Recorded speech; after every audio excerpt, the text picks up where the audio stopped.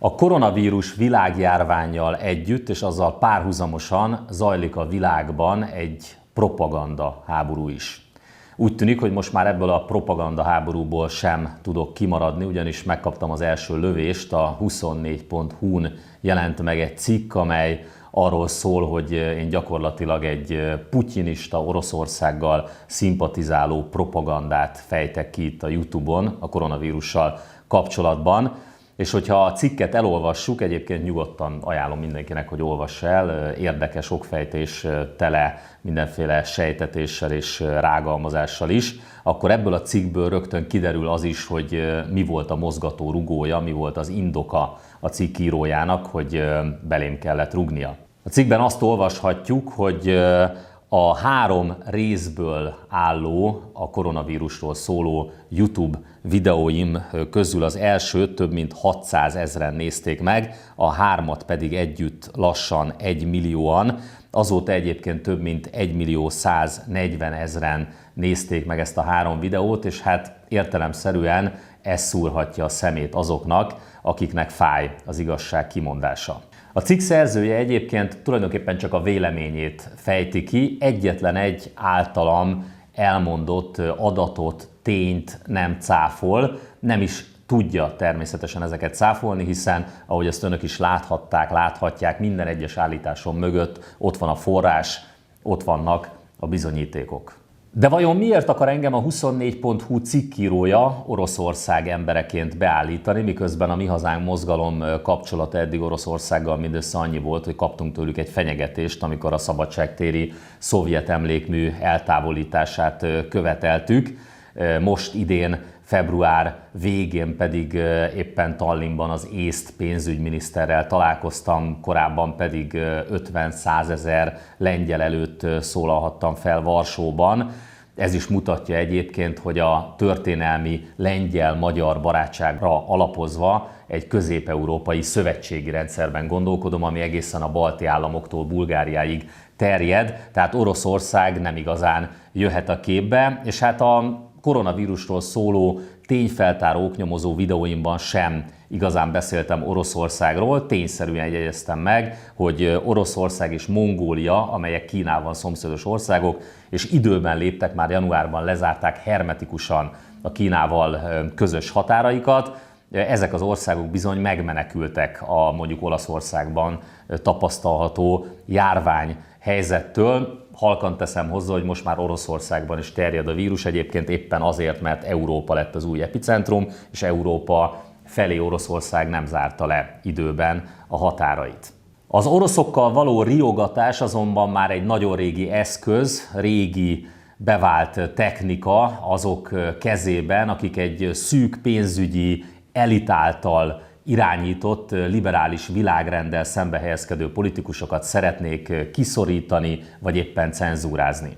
Ezt tették és teszik magával az amerikai elnökkel, Donald Trumpal is, vagy éppen a francia nemzeti oldal vezetőjével, Marine Le Pennel, de mondhatnám éppen az olasz hazafiak vezetőjét, Matteo Salvinit is. Tehát ez már egy régóta ismert módszer politikusok lejáratására, kiszorítására, cenzúrázására. Ahhoz, hogy megértsük, hogy ennek a cikknek miért kellett megszületnie, azt kell megnéznünk, hogy ki írta ezt a cikket, ugyanis Nagy Gergely Miklós, a cikk szerzője, ugyan a 24.hu-n publikálta az írását, de ő a Magyar Narancs díjnyertes újságírójaként vált ismertté, ott kapta a kiképzését. Hogyha megnézzük az interneten, a keresőben, akkor Nagy Gergely Miklós nevére 330 cikket dob ki tőle a Magyar Narancs.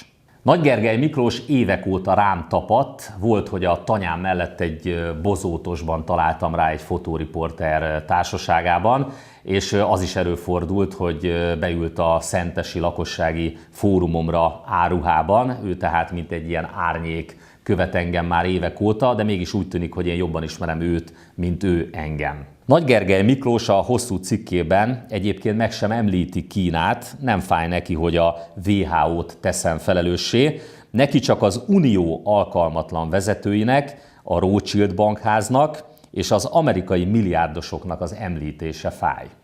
Ennek okát azonnal megértjük, hogyha megnézzük, hogy kik állnak a magyar narancs mögött. A tulajdonosok között találjuk a Media Development Investment Fund Incorporation-t, amely egy New York-i székhelyű amerikai non-profit befektetési alap, amelynek az indulásához maga George Soros adta a kezdő tőkét. A Media Development Investment Fund Incorporation jelenlegi tőke hátterét pedig többek között bankok és globális alapítványok biztosítják. Így aztán most már megértjük, hogy Nagy Gergely Miklóst miért éppen az amerikai dollármilliárdosok és bankárok említése zavarta a legjobban a koronavírus haszonélvezőiről szóló videóm kapcsán.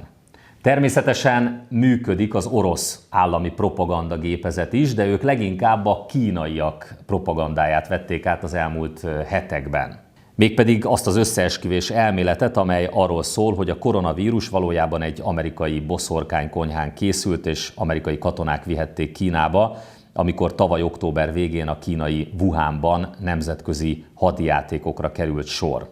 Egyébként éppen ezért logikátlan Nagy Gergely Miklós cikke, hiszen az orosz és a kínai propaganda a koronavírus kapcsán egy irányba mutat, én pedig Kína felelősségét boncolgattam.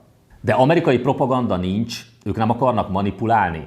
Mint hogyha Nagy Gergely Miklós megfeledkezett volna az amerikai propagandáról, pedig nézzék csak az amerikai CBS, amely Amerika egyik legnagyobb televízió társasága, szóval a CBS híradó részletét. 400 ventilators. To that he said this. What am I going to do with 400 ventilators? És akkor most nézzék meg újra, egy olyan híradó részlettel, egy olyan tudósítással szeretnének manipulálni a CBS adásában, amely felvételek valójában nem a New York-i kórházban, hanem a bergámói kórházban, tehát az olaszországi koronavírus epicentrumban készültek, és nem március 25-én New Yorkban, tehát, hanem Bergámóban készült felvételeket mutat tudósításában a CBS, amivel nyilvánvalóan manipulálni szerettek volna. Ehhez fontos tudnunk, hogy a New York-i polgármester demokrata párti, az Amerikai Egyesült Államok elnöke Donald Trump pedig republikánus párti, tehát egymással szemben álló politikusok. Nyilván ennek is van ahhoz köze, hogy akár megpróbálják a közvéleményt valamilyen módon befolyásolni. Ne felejtsük el, hogy ebben az esztendőben idén az Amerikai Egyesült Államokban választások lesznek. Szóval az a helyzet, hogy a pártok, a politikusok, az országok, az államok a világon mindenhol megpróbálják ezt a katasztrofális járványügyi helyzetet valahogy a maguk javára fordítani, és ennek oltárán bizony manipulálnak is.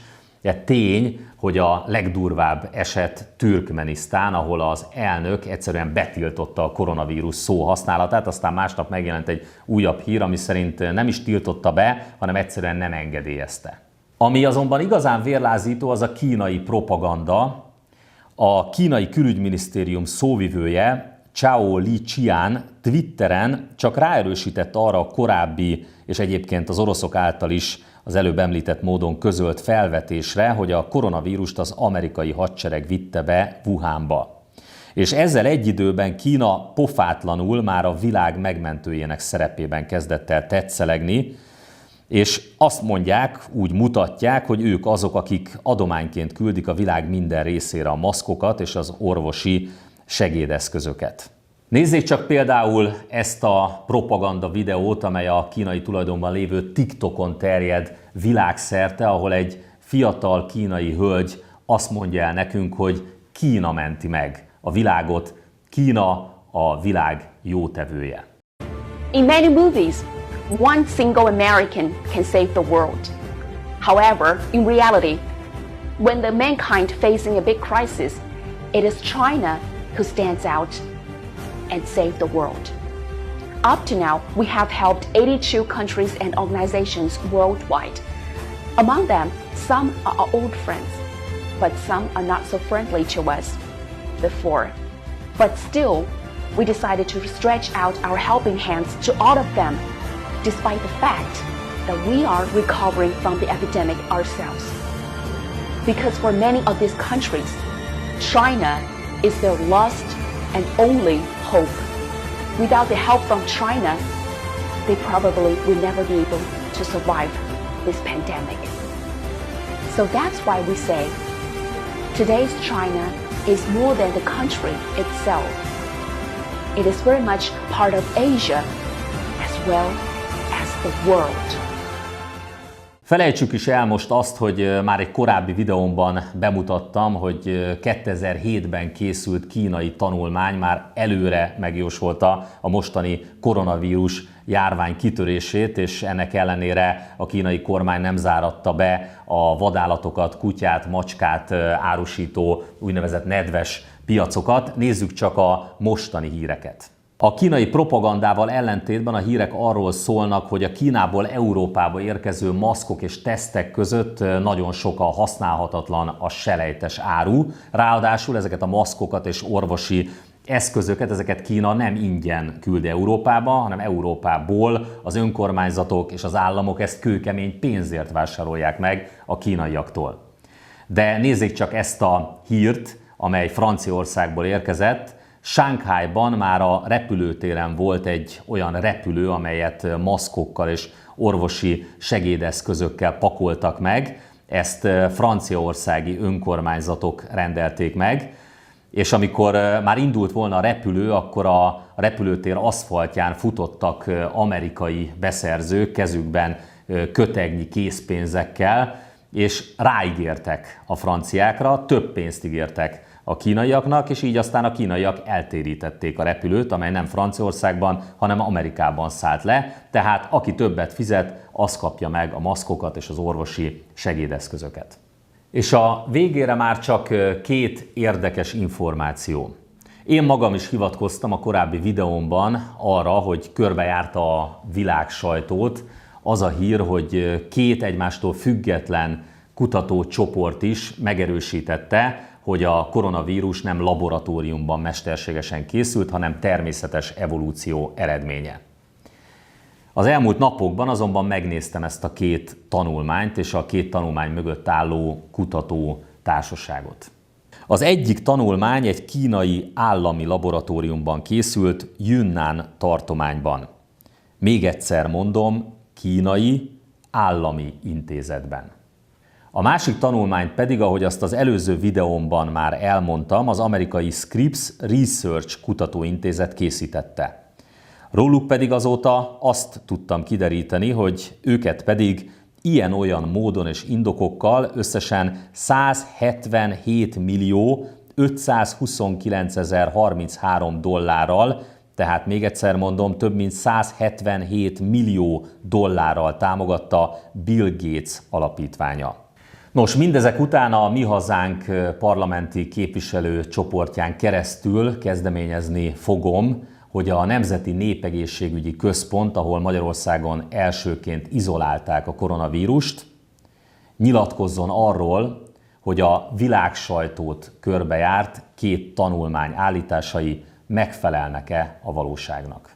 Önöknek pedig azt javaslom, hogy az előbb hallott információk fényében tekintsék meg újra a koronavírus haszonélvezőiről szóló videómat.